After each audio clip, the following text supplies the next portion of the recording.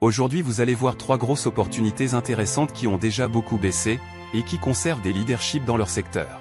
Bienvenue sur la chaîne du Druide. Aujourd'hui on va voir 3 actions à acheter maintenant. Je précise, je ne suis pas conseiller en investissement financier, je n'ai pas le droit de faire du conseil boursier. Prenez vos propres décisions, sachez que moi je vous propose ces actions pour du long terme et je vous conseille toujours aussi de garder des liquidités pour pouvoir les moyenner à la baisse si jamais elles chutaient encore beaucoup. Les actions que je vous présente aujourd'hui, c'est des actions qui ont déjà beaucoup baissé et qui commencent à être vraiment sur des niveaux de valorisation extrêmement intéressants pour du long terme, mais j'ai même envie de dire peut-être même pour du court moyen terme pour pouvoir profiter d'un rebond et faire des plus-values à court terme. Une action dans le lot va être disponible sur PEA et va pouvoir compléter la précédente vidéo que je vous avais faite où vous aviez déjà pas mal d'actions PEAbles que vous pouviez utiliser. Le PEA, je vous rappelle qu'il y a des gros avantages fiscaux pour nous, les résidents fiscaux français. Donc voilà, on est parti, on commence par la première boîte qui est à l'écran, c'est Novo Nordisk qui fait partie des plus grandes entreprises mondiales. C'est une entreprise danoise à la base, mais qui cote également au marché US, qui a même une filiale, je crois, en France. Et donc voici ce que ça fait au niveau de son activité. C'est une pharmaceutique au niveau de l'activité. Et donc tout simplement, le pôle de dominance de cette pharma, c'est le diabète, notamment proposer des insulines, etc. Ce n'est pas la seule activité qu'ils ont, c'est pas le seul secteur où ils fournissent des traitements ou des médicaments, mais c'est le secteur principal. Donc c'est pour ça que je vous cite principalement celui-là. Mais en tout cas, ils font partie des leaders mondiaux. Donc c'est une énorme boîte de haute qualité. Sur leur site officiel, vous pourrez découvrir un petit peu tous leurs produits, notamment ici. Si vous allez ici, vous pourrez cliquer et faire vos propres recherches. Nous, on va passer directement au graphique pour voir un petit peu ce que ça nous propose. Et donc voici Novo Nordisk. Donc je ne vais pas rester longtemps sur cette action, c'est juste pour vous présenter les opportunités. Vous voyez qu'ici on est sur des temps mensuels, donc on est sur du très long terme et on voit qu'on a une action qui était beaucoup montée, qui s'est beaucoup valorisée, mais là qui a beaucoup chuté aussi récemment puisqu'elle a perdu moins 30% quasiment. Donc est-ce que là on est sur un point bas? On n'en sait rien. La vérité c'est qu'on pourrait même descendre dans le pire des cas à mon sens jusqu'à ici au moins 50%. Mais en tout cas pour une première ligne, si vous souhaitez rentrer une première ligne pour du long terme ou du moyen terme, c'est un très bon niveau de valorisation à l'heure actuelle. Par rapport à toute la jambe de hausse précédente, on a retracé à peu près 50%. Donc voilà, donc pourquoi je vous dis moins 50% en termes de baisse maximale, c'est parce que ça nous ferait revenir en fait sur les niveaux de valorisation de 2022 qui était une période de crise, je le rappelle, avec la guerre en Ukraine et l'inflation. Donc je doute qu'on aille forcément jusque là, mais on pourrait revenir sur ce pivot là d'un point de vue analyse technique. En tout cas voilà, il y a vraiment un niveau intéressant pour investir pour une première ligne. Et si on revenait à peu près sur les niveaux des plus hauts historiques, on aurait plus 30% de potentiel de valorisation sur le long terme. Voilà pour la première boîte. La deuxième entreprise, c'est une société qui peut être prise sur votre PEA. Il s'agit de L'Oréal Group. Bien sûr que c'est une boîte de très haute qualité, une des plus grandes boîtes aussi. En tout cas, c'est une des plus grandes boîtes françaises, mais c'est une boîte extrêmement qualitative. Donc, je rappelle qu'elle a une activité qui est très diversifiée. Je pense que je peux peut-être vous montrer d'ailleurs les marques. Donc, L'Oréal a énormément de marques. Regardez ici, dans le luxe, on va retrouver Lancôme, Yves Saint Laurent, des marques prestigieuses, Ralph Lauren, Valentino, Victor, Rolf, bref, Cacharel, Diesel, Maison, Margiela Fragrance, Atelier Cologne, bref, on pourrait continuer comme ça longtemps. Il y a des produits qui sont professionnels également. Si on regarde ici, on a L'Oréal Pro Paris, ça vous connaissez forcément, Matrix, Purologie, Biolage, Misani, bon, on va pas faire tous les produits. Et bien sûr, ils font également des beautés, des produits dans le domaine de la beauté dermatologique, des produits dermatologiques avec La Roche-Posay, Vichy, Skin.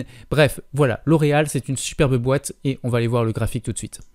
Donc vous voyez que Novo Nordisk c'est la boîte peut-être la moins claire d'un point de vue purement analyse technique pour vraiment fixer des niveaux d'achat. Par contre L'Oréal c'est quand même quelque chose de très clair. D'ailleurs vous voyez que j'ai déjà une première action, une toute petite ligne. J'ai pris 320 €. Pourquoi? Parce que j'en ai déjà dans le portefeuille du Druide. Là c'est plus dans un portefeuille pour prendre des plus-values, pas forcément pour du long terme. Voilà, donc j'ai déjà pris une première ligne et bien sûr je suis prêt. Je vous rappelle que c'est ma stratégie. Si jamais on va chuter beaucoup plus bas, je suis prêt à en racheter parce que j'ai confiance en cette entreprise pour du long terme. Pour moi, elle fait partie des meilleures boîtes au monde. Donc j'en veux et je suis prêt à moyenner à la baisse. C'est pour ça que vous voyez que je ne prends pas des grosses lignes. De toute façon, je n'ai pas un gros compte ici. Donc forcément, les montants investis sont proportionnels au compte et on n'investit jamais tout son capital sur une action. Donc il y a toute une gestion du risque à avoir derrière. Mais en tout cas, j'ai investi une ligne qui me permettra d'en racheter beaucoup plus bas si ça baisse. Mais déjà, on est sur des niveaux de valorisation intéressants. J'avais expliqué que moi, ce que je voulais, c'était acheter aux alentours des 300 € si on y allait. J'ai peur qu'on n'y aille pas en fait. Je ne suis pas sûr qu'on va baisser jusque là parce que le CAC 40 a un potentiel de rebond également de son côté. Donc j'ai peur que L'Oréal aille pas beaucoup plus bas. Donc j'ai pris ma première ligne ici. Je ne suis pas très éloigné de toute façon de mon objectif d'achat que j'avais. Donc ma ligne, je la conserve et uniquement si ce support des 300 € qui est également aussi un support de valorisation intéressant sur cette valeur, vraiment intéressant, mais aussi même psychologique parce que c'est un chiffre rond, si jamais on pétait ce support vers le bas, comme je vous l'ai expliqué, j'en rachèterai beaucoup plus bas.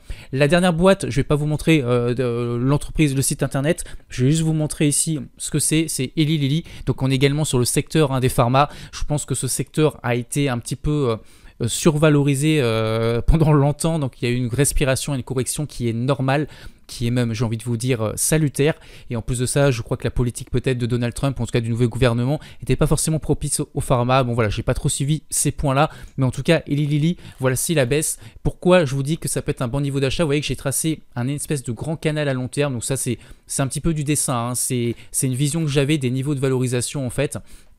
Pour moi ici c'est suracheté et pour moi sur le niveau de cette oblique haussière on est sur quelque chose qui devient intéressant et là je vois que ça commence à freiner sur mon oblique que j'avais tracé à l'avance et vous voyez qu'il y a une mèche en dessous, on va aller voir en hebdomadaire ensuite mais voilà, pour moi on commence à arriver ici sur un niveau de valorisation qui est correct, sachant que c'est une boîte qui peut aussi faire de la croissance et se développer encore dans le futur.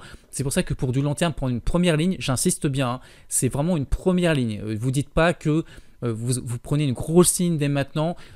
Encore une fois, on essaie d'être prudent. J'en ai sur le portefeuille du Druide. Voilà, mais je suis prêt, là encore une fois, à moyenner à la baisse si on allait beaucoup plus bas. C'est toujours possible, tout est possible en bourse. Il faut toujours avoir cette idée-là. Pour moi, on est sur un niveau de valorisation tout à fait correct, d'un point de vue fondamental. Mais après, ça ne veut pas dire qu'on ne peut pas avoir des excès baissiers et aller encore shooter beaucoup plus bas. D'ailleurs, je pense qu'on peut aller chercher les 700 ici dollars, on y est. Mais on pourrait même baisser encore un petit peu plus vers les 660. Donc ça laisse encore un peu de potentiel de baisse. Mais on peut aussi très bien rebondir dès maintenant et remonter. Vous voyez que la petite ligne en pointillé, pour moi, c'est dès qu'on est en dessous, je suis prêt à acheter cette valeur. Dès qu'on est au-dessus, je suis prêt à la revendre. Et donc là, ça me laisse un potentiel pour rejoindre cette ligne qui est assez élevé puisque le potentiel de hausse par rapport au niveau actuel où j'ai acheté donc un petit peu plus bas, ça me ferait un potentiel de 18% à peu près, 20%, on peut viser 20% de plus-value sur Eli Lilly. Donc moi je serai vendeur tout simplement quand ça fera recontact sur ma ligne de valorisation médiane ici, puisque au-dessus, je le rappelle, pour moi cette valeur serait surachetée. Voilà, j'espère que ces opportunités vous ont plu. En tout cas, pensez toujours à bien gérer votre risque. Pensez également que c'est plutôt pour un investissement moyen long terme, même si, comme je vous l'ai dit, si jamais on rebondissait dans un mois ou deux, je prendrai mes plus-values sur Eli Lilly. Je ne vais pas attendre 2 ans, 3 ans. Je suis prêt à prendre mes plus-values si on revient sur un niveau de valorisation. En tout cas, vous avez mon plan de trade ici sur Eli Lilly. Et même chose, je suis prêt à en racheter beaucoup plus bas si jamais ça chutait beaucoup. Donc, il faut toujours garder des liquidités pour pouvoir moyenner à la baisse et profiter encore de soldes. C'est juste que là, cette action, elle commence à être vraiment intéressante sur les niveaux de valorisation actuels. Mais encore une fois, gardez en tête que ça peut baisser plus. Pensez à liker la vidéo si elle vous a plu. On continuera comme ça à vous proposer des opportunités. Et je vous souhaite un excellent week-end et je vous dis à très bientôt pour de futurs cas pratiques. Bye bye.